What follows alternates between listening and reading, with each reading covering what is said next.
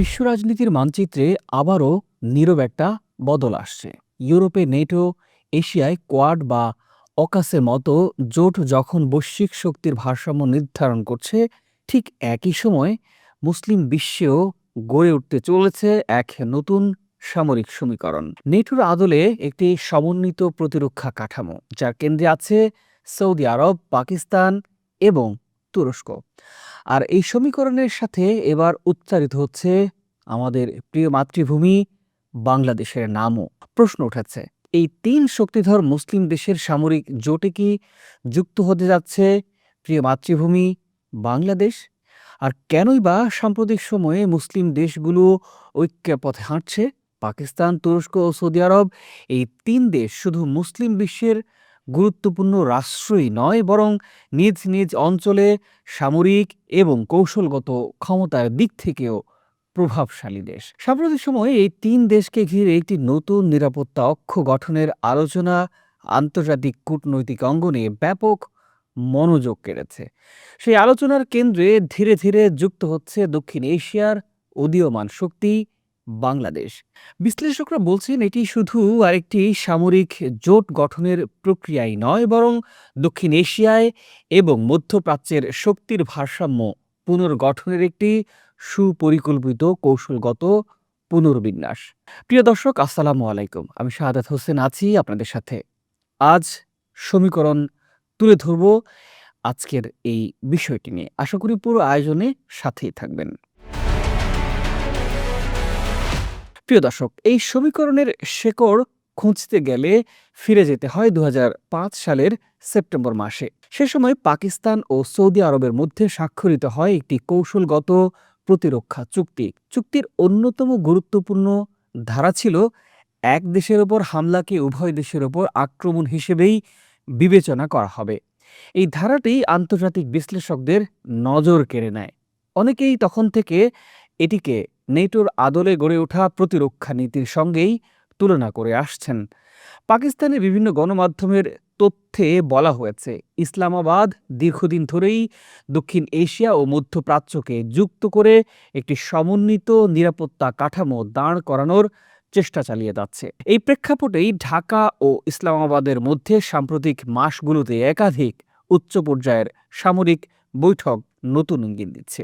কেবল সৌজন্য সাক্ষাৎই নয়, এই বৈঠকগুলোতে প্রতিরক্ষা সহযোগিতা, প্রশিক্ষণ এবং সরঞ্জাম নিয়ে বাস্তব আলোচনা হয়েছে বলে জানা যাচ্ছে। বিশেষ করে JF-17 যুদ্ধ বিমান নিয়ে চলমান আলোচনা বাংলাদেশের ফোর্সেস গোল 2030 বাস্তবায়নের সঙ্গে সরাসরি সম্পর্কিত বলে মনে করছেন নিরাপত্তা বিশ্লেষকরা। এই যোগাযোগগুলো বাংলাদেশের সম্ভাব্য অন্তর্ভুক্তিকে আরও বাস্তবসম্মত করে তুলছে। এই নিরাপত্তা অক্ষে তুরস্কের যুক্ত হওয়ার সম্ভাবনা পরিস্থিতিকে আরও জটিল ও গুরুত্বপূর্ণ করে তুলেছে। ২০২৬ সালের জানুয়ারিতে তুরস্কের প্রতিরক্ষা মন্ত্রণালয় ঘনিষ্ঠ সূত্রের বরাতে তুর্কি গণমাধ্যম জানিয়েছে, আঙ্কারা এই জোটে যোগ দেওয়ার বিষয়ে চূড়ান্ত পর্যায়ের আলোচনা চালাচ্ছে। তুরস্কের নেটো মানের আধুনিক সেনাবাহিনী, নিজস্ব ড্রোন প্রযুক্তি, যুদ্ধজাহাজ ও প্রতিরক্ষা শিল্প এরই মধ্যে বৈশ্বিক স্বীকৃতি পেয়েছে। পাকিস্তানের পারমাণবিক সক্ষমতা ও সৌদি আরবের বিপুল অর্থনৈতিক সামর্থ্যের সঙ্গে তুরস্ক যদি সংযুক্ত হয়, একটি শক্তিশালী নিরাপত্তা বলয় গড়ে ওঠার সম্ভাবনা তৈরি হবে। বাংলাদেশ কেন এই জোটে গুরুত্বপূর্ণ, চলুন একটু জেনে আসি। এই প্রেক্ষাপটে বাংলাদেশের সম্ভাব্য অন্তর্ভুক্তি কেবল প্রতীকী নয়, বরং কৌশলগতভাবে খুবই গুরুত্বপূর্ণ। বাংলাদেশ যদি যুক্ত হয়, এর প্রভাব শুধু সামরিক সহযোগিতার সীমাবদ্ধই থাকবে না, বরং যৌথ প্রশিক্ষণ, সন্ত্রাসবাদ মোকাবেলায় সমন্বয়, যৌথ সামরিক মহড়া ও প্রতিরক্ষা প্রযুক্তি বিনিময়ের নতুন দুয়ার খুলে যেতে পারে। এমনকি যৌথভাবে প্রতিরক্ষা সরঞ্জাম উৎপাদনের সম্ভাবনাও উঠে আসছে বিশ্লেষকদের আলোচনায়, যেটি দীর্ঘমেয়াদে প্রতিরক্ষা সক্ষমতা বৃদ্ধিতে ভূমিকা রাখতে পারে। সৌদি আরবের সাথে বাংলাদেশের সম্পর্ক এই সমীকরণকে আরও বাস্তব ভিত্তিক করে তোলে। ২ দশকের বেশি সময় ধরে সৌদি আরব বাংলাদেশের অন্যতম প্রধান রেমিটেন্স উৎস দেশ। সেখানে কর্মরত আছে প্রায় ২০ লাখ বাংলাদেশি। এই মানবিক এবং অর্থনৈতিক সংযোগ কৌশলগত সম্পর্ককে আরও গভীর করার সুযোগ তৈরি করে। একইভাবে তুরস্কের সঙ্গে বাংলাদেশের প্রতিরক্ষা ও শিল্প সহযোগিতা ভবিষ্যতে আরও বিস্তৃত হতে পারে, বিশেষ করে ড্রোন ও নৌ প্রতিরক্ষা খাতে। তবে এই জোটে বাংলাদেশের আনুষ্ঠানিক যোগদান অনেকটাই নির্ভর করবে 12ই ফেব্রুয়ারির জাতীয় নির্বাচনের পর গঠিত আগামী সরকারের পররাষ্ট্রনীতির ওপর। কোন দিকে ঝুঁকবে ঢাকা সেটি নির্ধারণ করবে ভবিষ্যতের কৌশলগত অবস্থান। নিরাপত্তা বিশ্লেষকদের মতে সঠিক ভারসাম্য ও কৌশলগত বজায় রেখে সিদ্ধান্ত নেওয়া যদি যায়, এটি বাংলাদেশের জন্য শক্তি, মর্যাদা ও আঞ্চলিক প্রভাব বৃদ্ধির একটি ঐতিহাসিক সুযোগ হয়ে উঠতে পারে। এই সমীকরণ যদি বাস্তবে রূপ নেয়, তবে মুসলিম বিশ্বের প্রধান দেশগুলোর সঙ্গে বাংলাদেশের নিরাপত্তা অংশীদারিত্বে সূচিত হতে পারে এক নতুন অধ্যায়ের। বদলে যেতে পারে আঞ্চলিক শক্তির মানচিত্র। এখন প্রশ্ন একটাই, বাংলাদেশ কি সেই নতুন অধ্যায়ের অংশ হতে প্রস্তুত, কিংবা 12 তারিখের পর সেটি আগামী সরকার করতে রাজি থাকবে?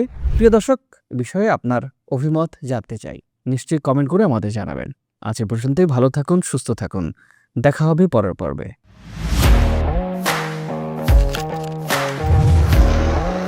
প্রফেশনাল স্টুডিও খুঁজছেন?